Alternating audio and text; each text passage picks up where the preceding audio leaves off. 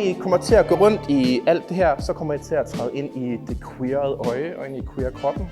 Hvilket vil sige, at det er et meget, meget specifikt udpluk af vores oplevelser her på jorden. Så det handler om traumer, ar og undertrykkelse.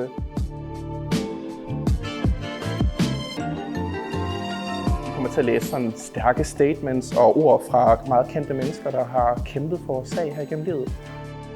Jeg har fortalt lidt om det før, at det handler om den der konstante dialog med ens krop, hvis man er født i en forkert krop, født som det forkerte køn, eller har en seksualitet, som der ikke passer i den verden, som vi lever i. Så det er hele den der indre dialog, som der konstant bliver undertrykt i verden, så vi kommer på at opdage.